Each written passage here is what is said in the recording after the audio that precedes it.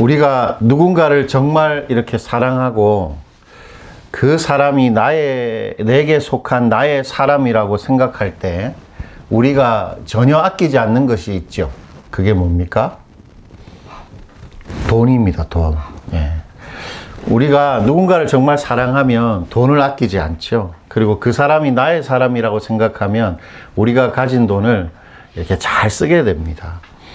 그러니까 우리가 누군가를 소중히 여긴다는 증거, 그 사람을 정말 사랑하고 있다는 증거는 나의 소중한 것을 아낌없이 내어주는 것이죠. 내 소중한 것을 내어주지 않는데 그 사람을 사랑한다.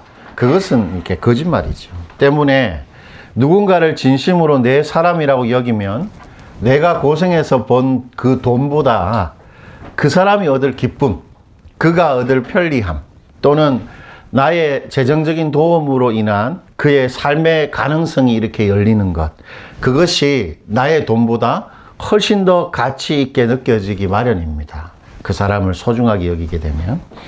돈은 단순한 숫자가 아니죠. 우리의 시간과 노력의 결정체라 할 수 있습니다. 그래서 나의 돈을 상대에게 기꺼이 쓴다는 것은 사실 내 삶의 일부를 그에게 내어주는 것하고 똑같은 것이죠. 그래서 기꺼이 지갑을 여는 행위는 상대가 나의 사람이라는 상대에 대한 확신, 그리고 상대에 대한 나의 책임감을 보여주는 가장 강력한 표현이라 할 수 있습니다. 그래서 보수적이고 검소하고 아주 엄숙했던 청교도조차 이렇게 말했습니다. 당신의 지갑이 회개하기 전까지는 당신의 회개는 참된 것일 수 없다. 이 무슨 말이겠습니까? 우리가 우리 돈을 예수님께서 원하시는 대로 사용할 수 있을 때라야 우리가 진짜 예수 믿는 사람이다. 왜냐하면 돈은 나의 가장 소중한 것이니까요. 나의 가장 소중한 것을 예수님 마음대로 사용할 수 있다면 그 사람이 진짜 예수의 사람인 것이죠. 그렇다면 우리가 예수님이 정말 사랑하고 우리가 예수님이 소중히 여기는 그런 예수의 사람이라는 증거도 있겠죠. 실제적인 증거. 그게 뭘까요? 그게 뭐겠습니까? 내가 예수님에게 사랑을 받고 있다. 나는 틀림없는 예수의 사람이라는 실제적인 증거가 뭘까요? 그것은 예수님에게 내 존재를 아낌없이 드리는 것입니다. 내 존재를 예수님에게 전부 드리는 것. 그것이 내가 예수의 사랑받는 예수의 사람이라는 틀림없는 증거가 됩니다. 왜 그럴까요? 왜냐하면 예수님이 당신의 피값, 당신의 생명값으로 내 존재 전부를 이미 사셨기 때문입니다.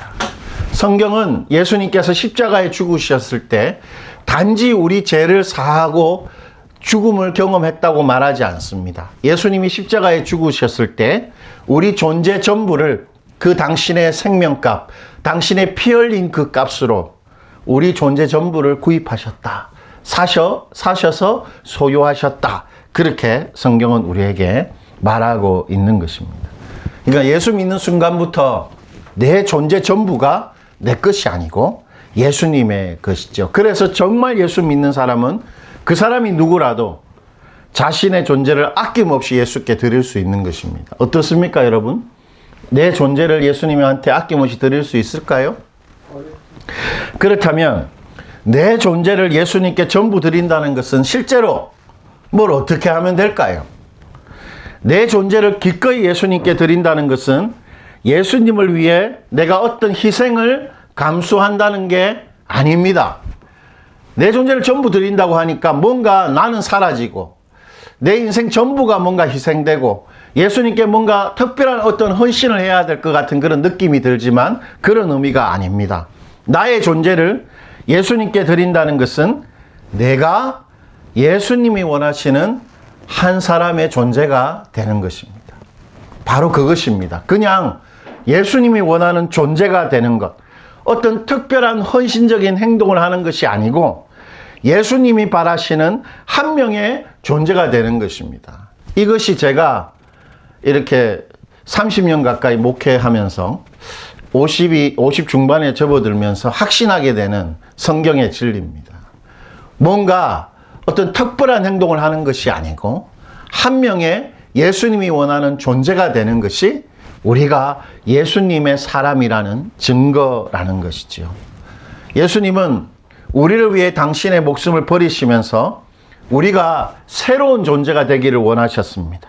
예수님이 찾으시는 한 사람, 예수님이 정말 좋아하는 사람다운 사람이 되기 위해서 예수님은 십자가에서 못 박혀 죽으신 것이지요.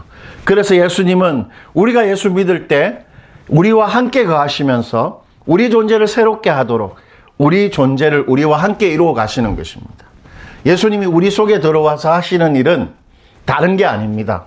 우리 존재가 새롭게 바뀌고 그 새로워진 존재가 더 깊어지고 더 풍성해지도록 예수님은 우리와 함께 사시는 것이죠. 그렇다면 예수님이 원하시는 사람은 어떤 존재일까요? 예수님 어떤 사람을 좋아하실까요? 1절과 2절입니다. 우리 1절과 2절 한 번만 더 읽어볼게요. 예수께서 무리를 보시고 산에 올라가 앉으시니 제자들이 나아온지라 입을 열어 가르쳐 이르시되. 예수님은 지금 어디에 있습니까? 보니까 산 위에 있으면 이게 그림을 한번 그려보십시오. 어떤 상황일까요? 산이라면 뭐가 있다? 뭐가 있죠? 당연히 비탈이 있겠죠. 아마 경사가 완만한 비탈 위에 뭐 바위 같은 곳이나 어딜 위에 아마 예수님 서 계시고 사람들이 주위를 둘러 있고 비탈길에 수많은 사람들이 있었을 것입니다. 그때 예수님께서 말을 하셨어요. 어떻게 말하셨을까요? 입을 크게 벌리고 목에 힘을 주어서 큰 소리로 말씀하셨을 겁니다. 틀림없죠. 왜냐하면 산이고 야외고 많은 사람들에게 당신이 하고 싶은 말을 전하려면 큰 소리를 내야 되는 것이죠. 예. 그러니까 어떻게 하셨을까요? 3절에 있는 말을 하셨는데 그냥 심령이 가난한 자는 이렇게 말 안 하고 심령이 가난한 자는 이렇게 말했을 것이 틀림없습니다. 큰 소리로 말하신 것이지요. 무슨 말씀을 하셨습니까? 예수님이 큰 소리로. 누가 구원받은 하나님의 사람인가? 어떤 사람이 진짜 나의 사람인가? 구원자이신 예수가 구원받은 사람이 누구인지 제일 잘 아시는 친히 당신이 선택하시고 당신이 직접 피 흘려 구원하신 당신의 사람들이 누구인가를 그 산 위에서 아주 큰 소리로 말씀하신 것입니다. 그렇다면 누가 구원받은 예수의 사람인가요, 여러분? 바로 예수님이 입을 열어 가르쳐 말씀하시기 시작하신 팔복의 사람들입니다. 3절 한번 보시죠. 3절 한번 볼까요? 심령이 가난한 자는 복이 있나니 천국이 그들의 것이며. 예수님께서 8명의 사람들에 대해서 쭉 큰 소리로 말씀하시죠. 그러니까 8가지의 복을 받을 사람들 모두 뭐를 자신의 것으로 소유합니까? 뭐를 소유하죠? 뭐가 그들의 것입니까? 보니까 3절에 천국입니다. 천국을 자신의 것으로 소유하는 천국의 사람들입니다. 8명 모두 다. 그래서 첫 번째 심령이 가난한 사람과 마지막 8번째 의를 위하여 박해를 받는 사람의 복이 똑같습니다. 천국이 그들의 것이 되는 것이죠. 여러분 3절 한번 제가 읽어볼게요. 심령이 가난한 자는 복이 있나니 뭐가 그들의 것입니까? 천국. 10절 한번 보십시오. 의를 위하여 박해를 받는 자는 복이 있는데 그들도 뭐를 가지지요? 천국이 그들의 것입니다. 즉 팔복의 사람들은 뭐에 둘러싸여 있습니까? 천국에 둘러싸여 있는 천국의 사람들입니다. 따라서 팔복의 사람들은 천국을 오늘 이 땅에서 경험할 뿐만 아니라 죽어서 반드시 어떻게 됩니까? 천국에 가는 천국의 사람들입니다.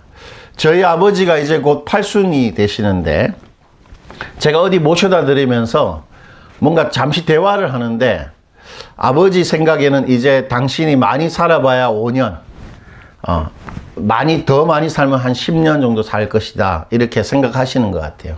그래서 인생의 마지막을 생각하시고 있는 것 같아요. 이제 내가 마무리를 해야 된다. 물론 그럼에도 아버지의 어떤 여러 가지 급한 성격이나 여러 가지 단점들이 바뀌지는 않지만 그래도 마지막 죽음의 때를 생각하시면서 자식들에 대해서도 당신의 인생에 대해서도 이렇게 생각하는 것 같습니다. 우리는 아직 죽음의 때가 이르지 않았다고 생각하기 때문에 그 죽음의 실제에 대해서는 모르지만 이제 죽음이 곧 다가왔다고 생각하면 제일 중요한 게 뭘까요? 내가 죽으면 어떻게 되는 거지요? 천국 가는 것입니다. 천국 가는 것. 그게 제일 중요한 것이에요. 내가 죽었는데 천국 안 가고 영원한 지옥에 간다. 어휴, 그러면 안 되잖아요.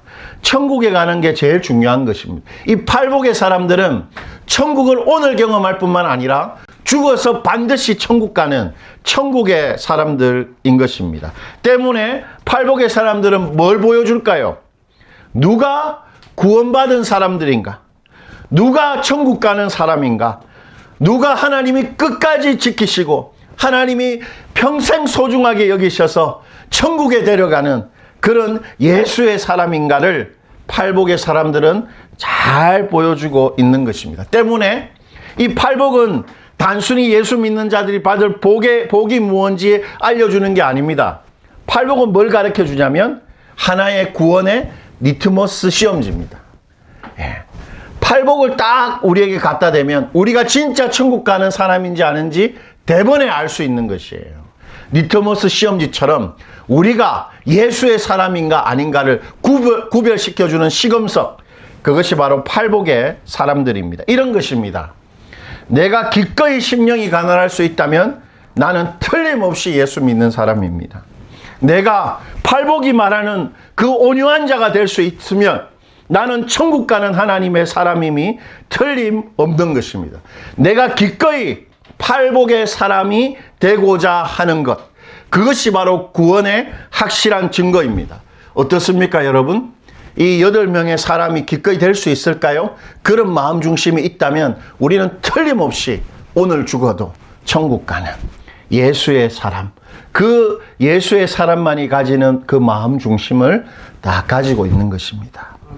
때문에 또한 이 팔복의 사람들은 거듭난 자의 성품, 진짜 하나님을 믿는 자, 정말 예수님을 믿는 자의 됨됨이, 그것이 무엇인지를 잘 보여주는 것이죠. 여러분, 팔복의 사람들은 어디 천국의 사람들의 특징이죠. 때문에 그냥 자연적인 성품일 수가 없는 것입니다. 이 팔복의 성품들은. 무슨 말이냐면 우리가 엄마 뱃속에서 태어나 자연스럽게 가지게 되는 그런 성격이나 특징하고 완전히 다른 것입니다. 팔복의 사람들은. 예를 들면 이런 것이지요. 팔복이 말하는 온유한 사람이란 어떤 사람입니까, 여러분? 여러분, 온유한 사람 본 적이 있으세요? 있죠. 온유한 사람은 성격이 좀 온화합니다. 화를 좀 안 내지요. 그리고 자기가 손해를 당해도 그걸 잘 감수하는 사람. 아주 부드러운 사람을 말하지, 온유한 사람. 저는 참 그런 사람이 되고 싶어요. 그런데 여러분, 팔복이 말하는 온유함이란 그런 성격이 온유한 것을 말하는 것이 아닙니다. 팔복의 온유함이란 이런 뜻입니다. 하나님이 주시는 것만 받고 살고자 하는 그 마음 중심이 있는 것입니다. 나는 그것이 사람이면 사람, 일의 성공이면 성공, 돈이면 돈, 내 앞날에 어떠한 일이든 하나님이 주시는 것만 나는 받고 살 것이다. 그런 마음 중심이 있는 사람, 그 사람이 온유한 사람입니다. 그래서 그 사람 앞에 어떤 일이 일어나도 그 사람 다 받아내는 거예요. 왜요? 하나님이 주신 것인 줄 알고 사람이면 사람, 사건이면 사건을 받아들이는 것이죠. 그게 팔복이 말하는 온유함입니다. 즉, 팔복의 사람들의 특징이란 성령 하나님에 의해 새롭게 태어난 거듭난 성품입니다. 그리고 천국에 가는 사람의 됨됨이입니다. 그러니까 팔복의 사람들은 예수 믿기 전에는 절대로 가질 수 없는 성품이에요. 거듭나기 전에는 흉내조차 낼 수 없는 존재의 특징이 바로 팔복입니다. 때문에 정도의 차이는 있겠지만 우리가 예수를 믿게 되면 우리는 팔복이 말하는 모든 성품을 다 가지고 있는 것입니다. 우리는 심령이 가난한 사람입니다. 이미. 우리는 애통할 수 있는 사람이고 우리는 온유한 사람이고 우리는 의에 굶주린 그런 사람들임에 틀림없는 것이죠. 우리가 예수를 믿을 때, 거듭나서 예수를 믿을 때 그러한 영적 DNA가 우리 영혼 속에 이렇게 쫙 아로새겨지는 것입니다. 즉 우리가 심령이 가난하다면 우리는 반드시 애통한 자입니다. 우리가 애통한 자라면 우린 반드시 온유한 사람인 것입니다. 우리는 팔복이 말하는 신적인 특징들, 그 신적인 성품을 전부 다 가지고 있는 것이고 팔복이 말하는 그 복을 우리는 전부 소유하고 있는 것입니다. 때문에 우리는 하나님이 주신 신적인 성품을 완전히 소유하고 있는 이미 가치로운 존재입니다.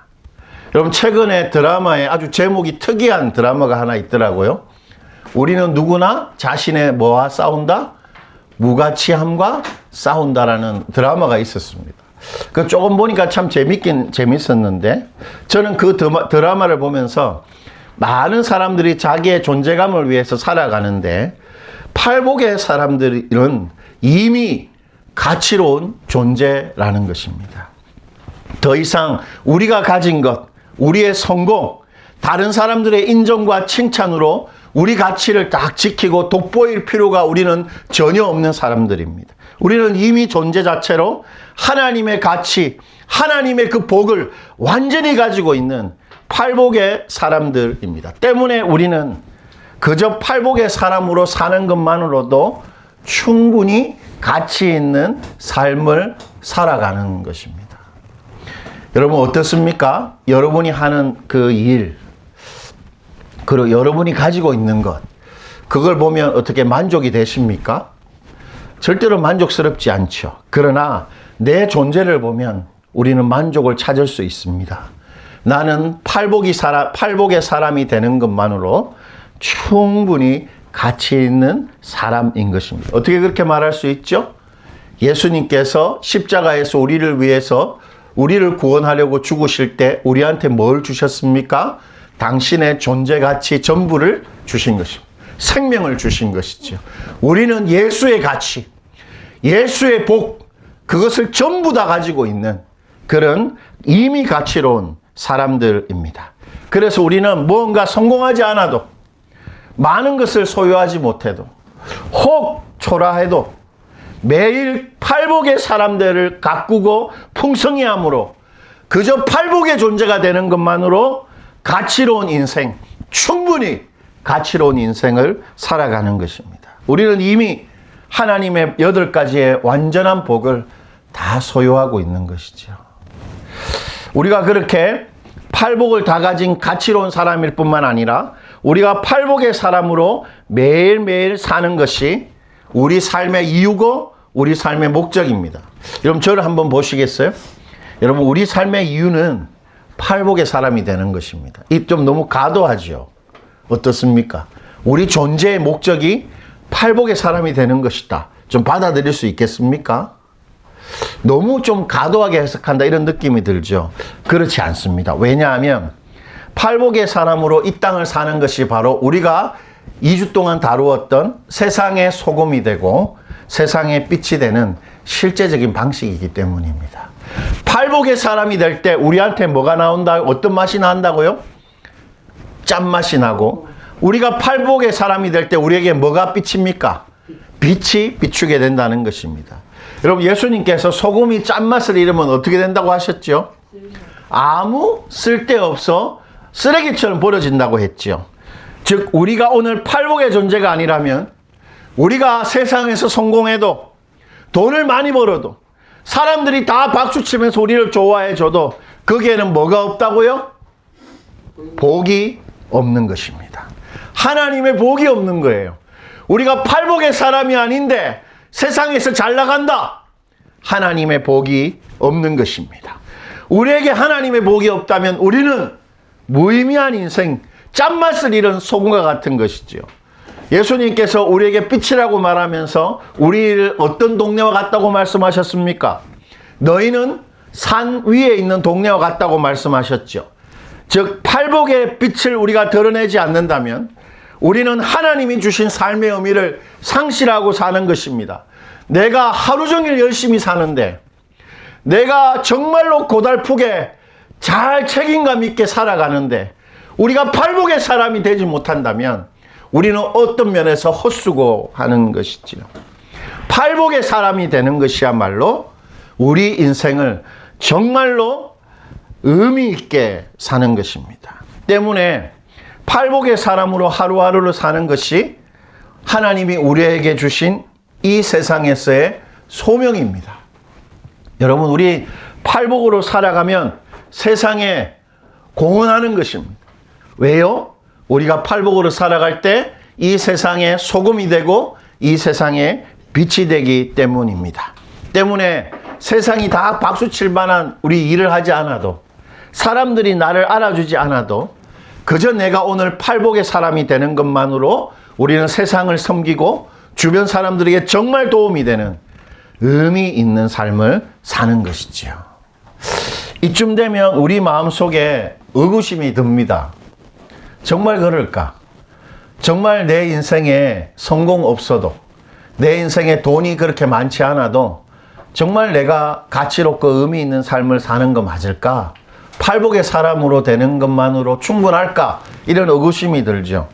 그럴 뿐만 아니라 팔복으로 충분하다는 것은 하나의 정신 승리가 아닐까 하는 그런 생각이 듭니다. 무슨 말입니까? 내가 현실적으로 초라하고 내가 실패를 거듭했는데 그 실패를 내 실력으로 어찌할 수 없으니까 내 모든 상황을 나에게 유리하게 해석해서 나 승리했다, 그렇게 위안을 삼는 거 아닐까 하는 것입니다. 그러나 그렇지 않습니다. 정신 승리가 아닙니다. 왜냐하면 팔복의 존재됨에는 반드시 뭐가 있기 때문이죠? 팔복의 사람들한테 반드시 있는 거? 복이 있습니다. 세상에 어떤 일을 해도 복이 있을 수 있고 없을 수 있지만 팔복의 사람이 되면 반드시 하나님의 복, 그 복이 약속되어 있는 것입니다. 다시 3절 한번 보십시오. 3절 보시면 심령이 가난한 자는 뭐가 있습니까? 복이 있나니 천국이 그들의 것이며. 팔복의 사람으로 오늘 사는 이들에게 반드시 하나님의 복이 약속되어 있습니다. 모든 것을 이겨내는 복, 어떠한 것이라도 살려내는 복, 어떠한 것이라도 다스려내는 하나님의 복이 팔복의 사람들에게는 반드시 있다라는 것입니다.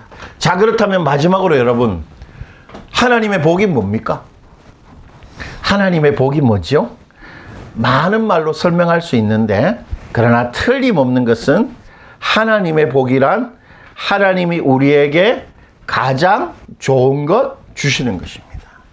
만약에 어떤 것이 하나님의 복이라고 해놓고 가장 좋은 것이 아니라면 그건 하나님이 복 주시는 게 아니죠. 하나님이 복 주심은 가장 좋은 것 주시는 것입니다. 로마서 8장 32절이 그것을 이렇게 잘 이렇게 기록하고 있는데, 우리 귀한 구절, 우리 마지막으로 다 읽고 설교를 한번 마무리해 봅시다. 자기 아들을 아끼지 아니하시고 우리 모든 사람을 위하여 내주시니가 어찌 그 아들과 함께 모든 것을 우리에게 주시지 아니하겠느냐. 하나님께 가장 좋은 게 뭡니까? 하나님이 가지신 것 중에 가장 좋은 것, 그게 뭐죠, 여러분? 오늘 본문 보니까 자기 아들, 바로 예수 그리스도입니다. 한번 생각해 보십시오. 하나님이 당신의 가장 소중한 것, 아들을 전혀 아끼지 않으셨습니다. 십자가 위에 그냥 내다 버리시고 십자가 위에서 찢어 죽어지게 그냥 가만히 방치하셨습니다. 전혀 아끼지 아니하셨어요. 이것이 틀림없는 실제 사건이었다면 이 사건은 두 가지를 분명히 말해주는 것입니다. 하나님 정말 우리를 사랑하시는구나. 아낌없이 당신의 소중한 것을 우리에게 주실 수 있을 만큼 우리를 정말 사랑하시는 것입니다. 하나님 정말 우리를 사랑하십니다. 그리고 두 번째, 하나님은 우리에게 가장 좋은 것 반드시 주시는구나. 이미 최고의 것을 주셨기 때문에 하나님께 가지신 아들 외에 가장 좋은 것을 우리에게 안 주실 리가 없는 것입니다. 반드시 하나님은 우리에게 좋은 것 주십니다. 우리가 예수님이 새롭게 주신 그 존재 가치를 따라 기꺼이 팔복의 사람으로 살아간다면, 팔복의 그 존재됨을 오늘 하루 내가 가꾸고, 내가 오늘 하루 심령이 가난해지고, 내가 애통할 줄 알고, 내가 온유해지고, 내가 의에 줄이고 굶주린다면 우리에게 뭐가 반드시 있다고요? 복이 있습니다. 오늘 아침에도 저는 그런 생각을 했습니다. 오늘도 우리가 4명 모일 텐데 어떤 면에서 작은 수지요. 그러나 우리가 매주마다 팔복의 사람으로 우리 마음 중심을 잘 가꾸고 닦아간다면 우리 교회는 어떤 교회가 될까요? 짠맛이 나고 빛이 나는 하나님의 복이 반드시 있는 교회가 되는 것이죠. 우리 인생이 바로 그런 것입니다. 다른 거 잘 못해도 오늘 하루 팔복의 존재로 살아간다면 우리는 의미 있고 가치 있는 삶, 하나님의 복이 있는 삶을 반드시 살아가는 것이죠.